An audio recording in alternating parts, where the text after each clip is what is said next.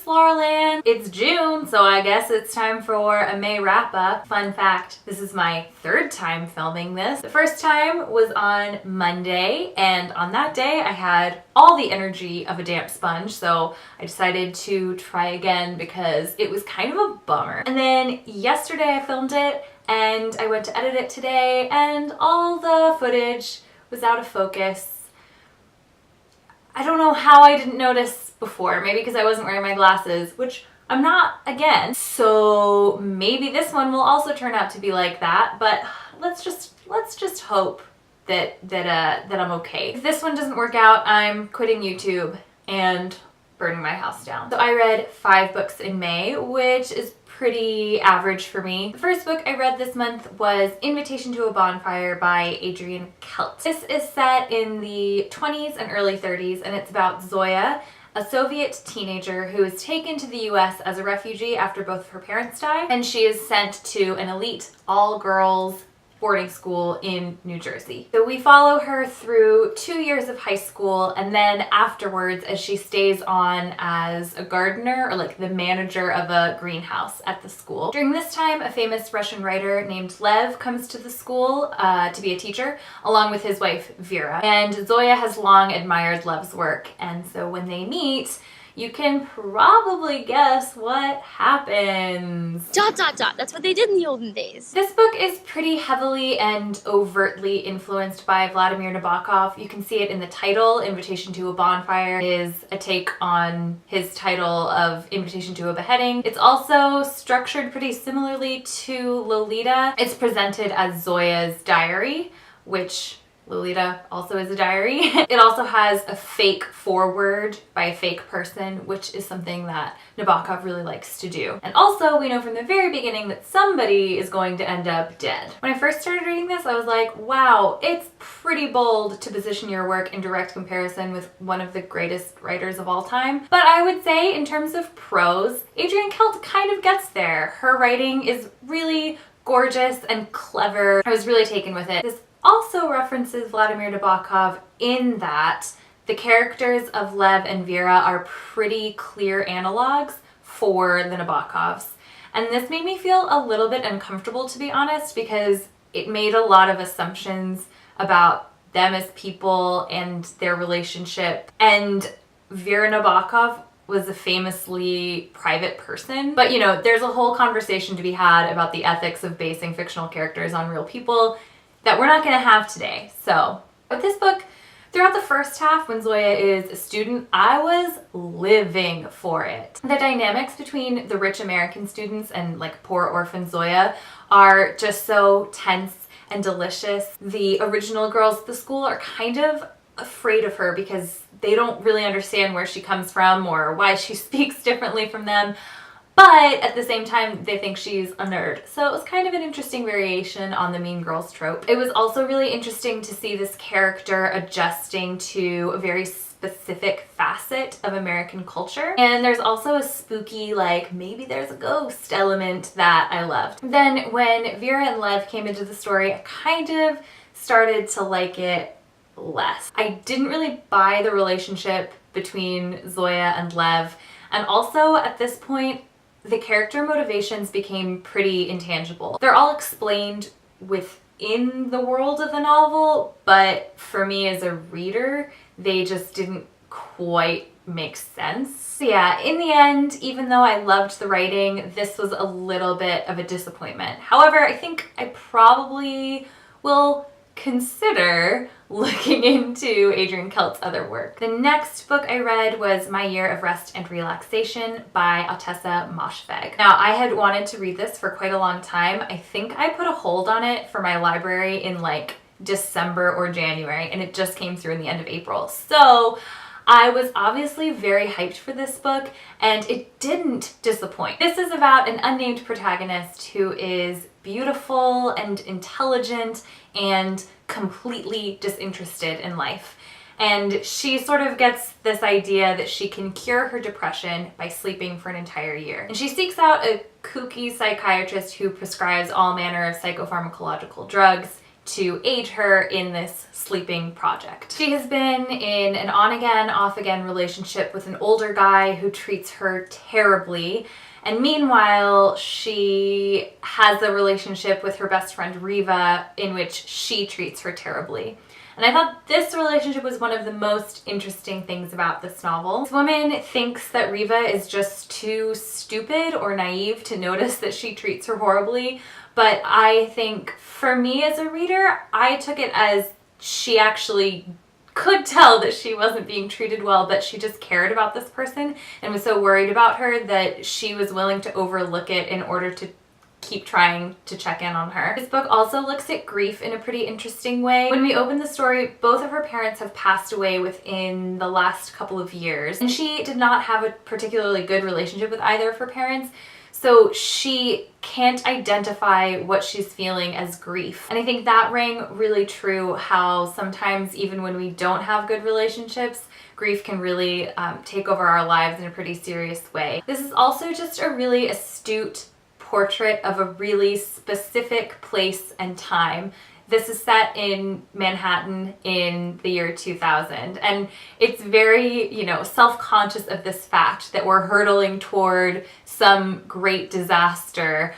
Meanwhile, this character is also hurtling towards something. So yeah, I loved this book. I can see, though, why it's been divisive. It's a pretty grotesque portrait of obscene privilege, and it also at times gets pretty gross and uncomfortable. It reminded me a bit of like Chuck Palahniuk in that way, but it's not like Chuck Palahniuk. It's a lot more, the grossness had a point, whereas with Palahniuk I feel often like he's just doing it because he wants to shock you, whereas in the case of My Year of Rest and Relaxation, it's actually saying something. Next, I read Stay With Me by bámi Adébáyọ. This is the story of Yejide, a Nigerian woman who has been married for several years now and has not yet had a child.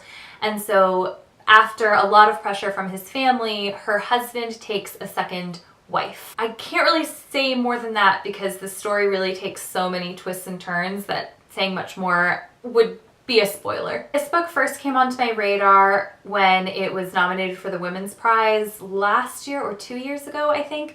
And I think a lot of people thought it should have won, and I can see why. This is a really, really special and marvelous novel. I will say, and I touched on this a little bit in my reading and walking vlog, while I was in the midst of this story, I wasn't totally sold on the events that were happening. Like I said, I felt like it was just kind of lots of things happening, and I couldn't really see how it fit together as a narrative arc. However, in the end, it all just ties together beautifully. It really won me over in the end. It's like a really bittersweet ending. And after finishing the book, looking back at it, I'm kind of gobsmacked at just how effortlessly she structured this plot. Yeah, I was really impressed with it. Also, what's really fascinating about this book is that there is a lot of information about the Nigerian socio-political situation at the time. It's in the 90s, I think. And that's something I really didn't know anything about. And it was also woven in just like so deftly. It remains just sort of underneath the main plot in a way that, felt very true. This is very much just a family drama with the Nigerian situation in the background, as it would be in real life. I already feel like I need to reread this, and I'm sure I will be doing it someday. So the next book I read was The Binding by Bridget Collins. This is very much a case of me picking up a book 100% because of the cover. I didn't even read the blurb. I'd never heard of it. I was just like, you're pretty, I'm gonna read you. And in this case, that strategy didn't work very well for me. Spoiler alert, I didn't like it. This is the story of Emmett, who is a farmer's son who is just recovering from some sort of illness that affected him psychologically. He doesn't really remember the last several months of his life. And his family receive a letter summoning him to be the apprentice to the local bookbinder. Emmett knows absolutely nothing about books or about bookbinding, except that everybody in his community, including his parents, kind of have a fear of books and hold them in great contempt. So he's really surprised when his father insists that he accept the position and move in with the bookbinder. So we slowly come to find that in this world, books are actually people's memories. So if you have something that you want to forget, you can go to a bookbinder and they will put it into a book and you will no longer have that memory. Meanwhile, there's some sort of mystery about Emmett's past that we are slowly discovering alongside Emmett. So it's an interesting enough premise, but I have a lot of issues with this book. First of all, I think the pacing was totally off, and a lot of that I think was down to the structure. It's written in 3 parts. The first part is basically what I just summarized. The second part is an extended flashback. I'm not talking a couple chapters, I'm talking like a third of the book. And then when that's over, we get a totally new perspective. The first part, I was kind of into it. It's very dark. We're in this kind of gothic setting of a crumbling house on the marsh, and we also have this mystery. And then that just totally goes away and the book becomes a romance. So that's what this book is. It's billed as like historical fantasy, but it's a romance, a queer romance. So I'll give you a point for that, but it's a romance. So then in the second part, I was like, okay, a romance, fine. And then in the third part, we get a totally new perspective, and that just really didn't work for me because Emmett suddenly becomes a secondary character, and I think seeing him through the eyes of the new narrator, he seemed like a totally different person. And then yeah, for like the last quarter of this book, I just wanted it to be over because I didn't want to be reading it anymore. And normally I would DNF a book that I disliked this much, but it just, because it strung me along on all these different threads that were like, okay, I kept reading it, and by the time I had like a quarter of the book left, I wasn't about to just stop. But I really, by the end, I did not care about the characters at all. I didn't care whether they lived or died, honestly. Much less whether they ended up kissing at the end. And it did the thing where there were like 70 different points where the book could have ended. I was like, okay, finally, we're wrapping it up. And then it would be like, no, the thing we're looking for, it's somewhere else. Just like, oh my God, just finish it. In general, like world building wise, I didn't buy it. Like the only thing in this world is bookbinding. Like that's all the characters are interested in. It would be like if in Eternal Sunshine of the Spotless Mind, every other scene was a conversation about like, oh, did you know you can remove memories now? Isn't that interesting? Let's comment on that. It's just, it doesn't ring true at all. There is one idea in this book that I found really compelling, and it's this idea that a lot of men in this world use binding to control women, and I think that would have been a really interesting facet to explore more, but it was barely touched on. And in fact, essentially there's sexual assault and consequent suicide of a woman that is only used to show things about the male characters. So I took issue with that. Now, from just glancing briefly at the Goodreads page, I seem to be in the extreme minority on this book. A lot of people love it. So maybe I'm wrong. I don't want to say like don't read it, but I would not recommend this. And now for something completely different. The last book I finished in May was Normal People by Sally Rooney. Back in April, I read Conversations with Friends and loved it. And I kind of wanted to wait to read Normal People because I wanted to have something to look forward to that I knew I was going to love, but I just couldn't wait. I picked it up at a bookshop in St. Andrews and it was sitting on my bookshelf and I just had to get to it. So I did, and I didn't think I was going to be able to like it more than I liked Conversations with Friends, but I did. Guys, I think this book is a masterpiece. The experience of reading it for me was almost a visceral one. There were passages where I was crying while reading, not because anything sad was happening, but just because I felt so seen. And like, if that ain't some millennial bullshit. I'm not gonna say too much about this book because I think pretty much everyone has heard a summary of it, but just briefly, this is about Marianne, who comes from a very wealthy family, and Connell, who is the son of the woman who cleans Marianne's family's house. It begins when they are in their final year of high school, and it follows them throughout their 4 years of university at Trinity College in Dublin. And When they're in high school, Connell is extremely popular and Marianne is not. She has no friends. And then when they go off to university, those roles reverse. Marianne is very well liked and Connell has an extremely hard time fitting in with these people, many of whom are extremely wealthy and privileged like Marianne. It's told kind of in alternating perspectives, and every chapter has long time jumps. So it'll be 3 weeks later, 2 months later, etc.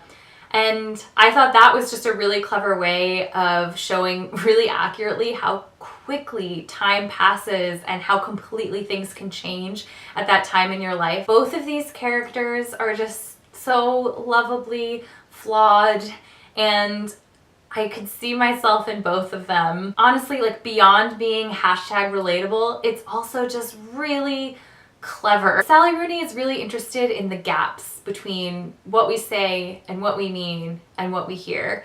And she touched on this in Conversations with Friends, but in this one, it just takes it to the next level. And I think part of it is because of the switching perspectives. We can really see how these sort of glitches in communication completely affect these two people's relationship. It also touches on gender and class and trauma responses, and everything is done just so seamlessly. It's a really incredible book, and if you haven't read it yet, you need to. If Sally Rooney dismembered me and placed my body into a blender and used my liquefied remains to write notes for her next novel, I would probably be fine with it. So on that note, I'm going to wrap this one up. I'm really freaked out that it's June. My life is just like slipping away like something. I can't think of a simile right now. Write your similes for how your life is slipping away in the comments down below. Yeah, I'll see you guys again sometime soon. Bye.